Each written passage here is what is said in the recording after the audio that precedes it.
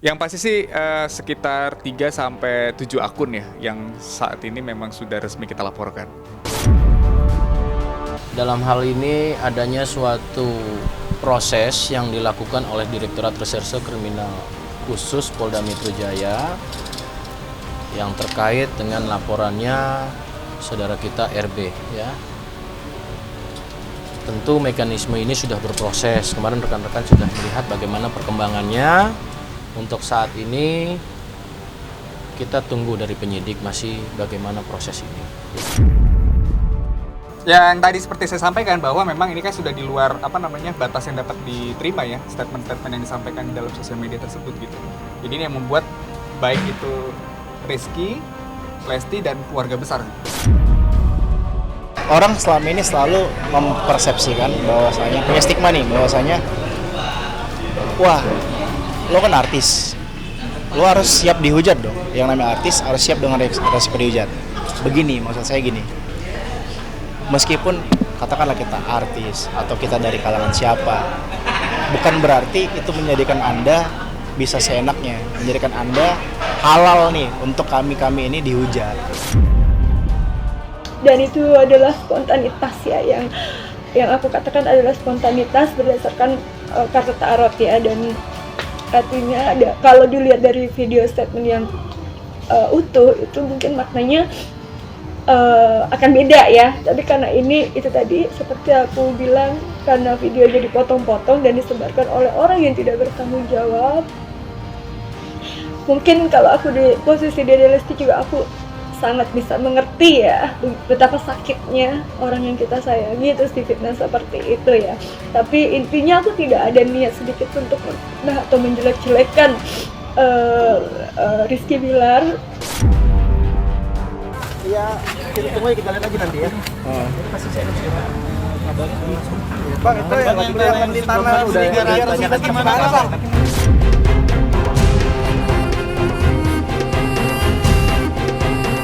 Haters Rizky Bilar akhirnya ditetapkan sebagai tersangka usai sebelumnya dilaporkan ke Polda Metro Jaya oleh Rizky Bilar dengan dugaan pasal pengancaman pada awal tahun ini.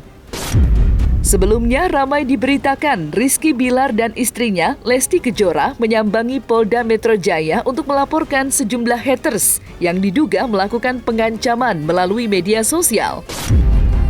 Laporan yang dibuat Rizky Bilar terhadap para haters yang menyerang dirinya baginya sudah di luar batas, sehingga perlu ditindak secara hukum. Kini publik menanti-nanti siapakah haters yang kini sudah ditetapkan sebagai tersangka. Nama Felin Chu pun disebut-sebut menjadi salah satu yang dilaporkan Rizky Bilar.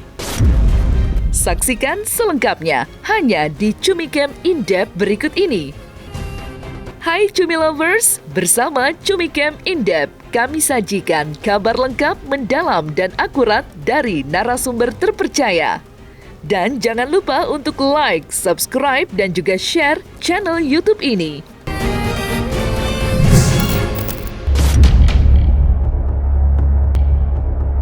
Rizky Bilar dan istrinya Lesti Kejora akhirnya bisa bernafas lega. Usai haters yang diduga telah melakukan pengancaman terhadap dirinya, kini sudah ditetapkan sebagai tersangka dan dikenakan pasal Undang-Undang ITE dengan ancaman 4 tahun penjara. Sebelumnya, Rizky Bilar melaporkan beberapa haters ke Polda Metro Jaya pada awal tahun ini. Saat itu, Rizky Bilar ditemani oleh istri dan kuasa hukumnya. Meski para haters sudah ditetapkan sebagai tersangka, namun baik pihak keluarga Rizky Bilar maupun dari pihak kepolisian enggan membeberkan identitas para haters tersebut. Lantas, seperti apa tanggapan dari pihak Rizky Bilar usai haters yang diduga telah melakukan pengancaman kini telah dijadikan tersangka dan dijerat ancaman hukuman 4 tahun penjara? Dalam hal ini adanya suatu proses yang dilakukan oleh Direktorat Reserse Kriminal Khusus Polda Metro Jaya yang terkait dengan laporannya saudara kita RB ya. Tentu mekanisme ini sudah berproses. Kemarin rekan-rekan sudah melihat bagaimana perkembangannya. Untuk saat ini kita tunggu dari penyidik masih bagaimana proses ini. Ya, kita tunggu aja, kita lihat aja nanti ya.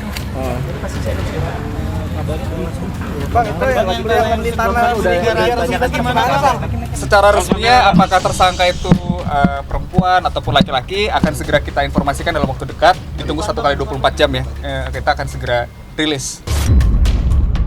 Nanti akan kita sampaikan besok secara resminya karena kita kan masih dalam proses administrasi. Jadi memang ditunggu saja.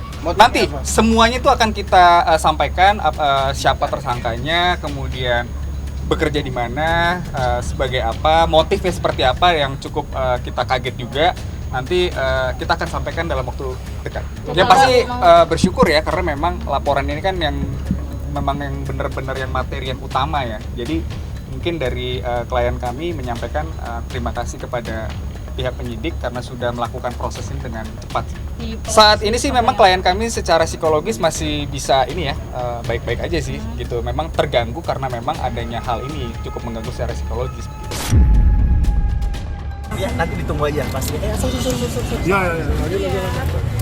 makasih ya. Yang pasti sih sekitar 3 sampai 7 akun ya yang saat ini memang sudah resmi kita laporkan. Terkait dengan materi yang disampaikan kepada publik atau yang ditujukan kepada Mas Rizky maupun Mbak Lesti kemarin, kita boleh membenci, kita boleh nggak suka kepada seseorang, namun ingat ada batasannya yang dimana di sini hukum berdiri untuk menjaga batasan tersebut.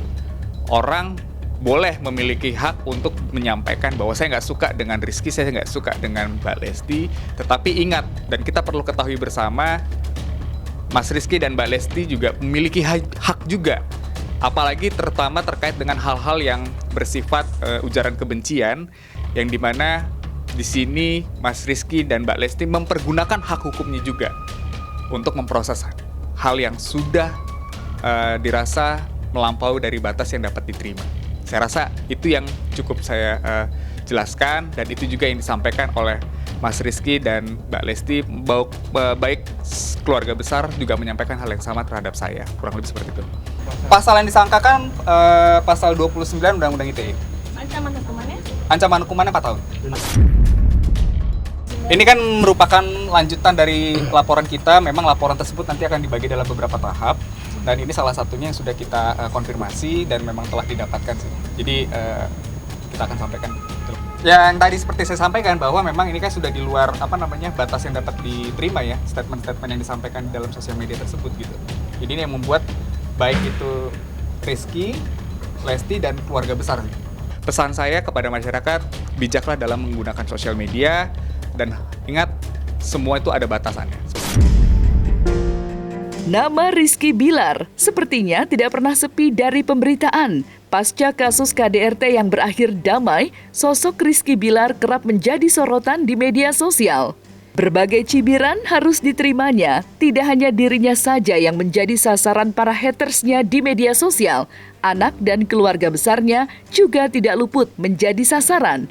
Pada awal tahun ini, Rizky Bilar ditemani istri dan kuasa hukumnya menyambangi Polda Metro Jaya untuk melaporkan sejumlah haters yang dianggapnya telah di luar batas.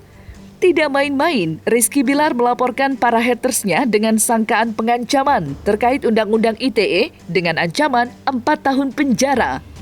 Lantas, benarkah kesabaran Rizky Bilar sudah habis setelah terus-menerus diserang oleh para hatersnya?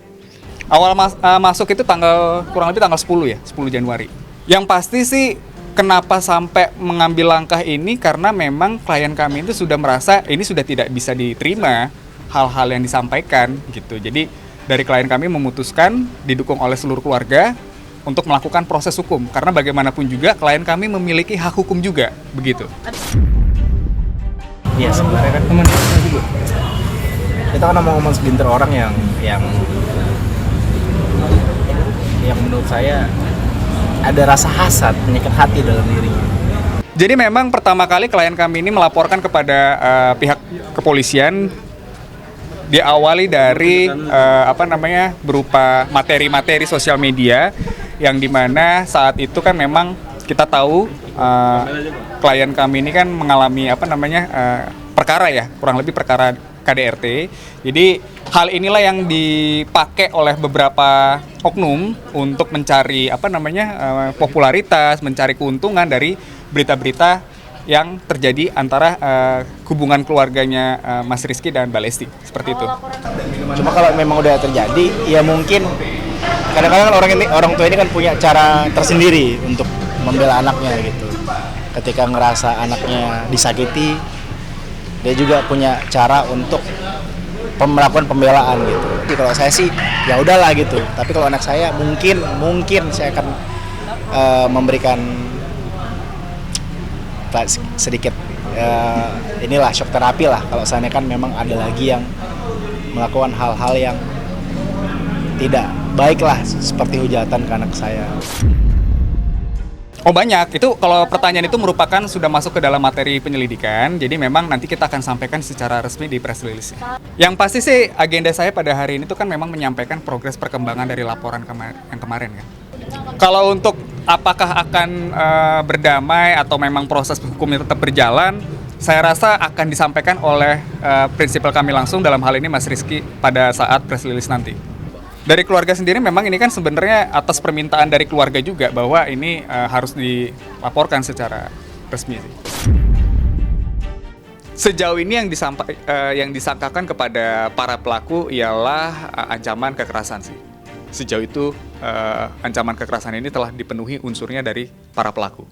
Begini, terkait dengan hal yang kita laporkan di sini memang karena ini sifatnya sudah bukan menyerang individu Mas Rizky, tetapi ini sudah bersifat menyerang kepada keluarga ya. Jadi memang kenapa hal ini dilaporkan, tujuannya memang lebih karena perbuatan yang dilakukan di dalam sosial media tersebut bukan mengincar hanya Mas Rizky saja, namun sudah mengarah ke keluarga juga. Jadi memang yang kita laporkan ini didukung sendiri oleh pihak masing-masing keluarga, baik itu Mbak Lesti dan Mas Rizky, dan juga didukung oleh Mbak Lesti sendiri untuk dilakukan pelaporannya. Ditetapkannya haters Rizky Bilar menjadi tersangka menarik perhatian banyak orang. Nama peramal Felin Chu kini menjadi sorotan. Tidak sedikit netizen yang mengaitkan Felin menjadi salah satu haters Rizky Bilar yang ditetapkan sebagai tersangka. Pasalnya, Felin baru-baru ini membuat klarifikasi dan permintaan maaf kepada Rizky Bilar dan keluarga besar setelah potongan video yang menyudutkan Rizky Bilar beredar luas di media sosial. Diiringi isak tangis, maka seperti inilah permintaan maaf Felin yang mengaku jika dirinya diserang oleh fans Rizky Bilar. Lantas, apa yang membuat Felin diserang fans Rizky Bilar hingga harus membuat klarifikasi?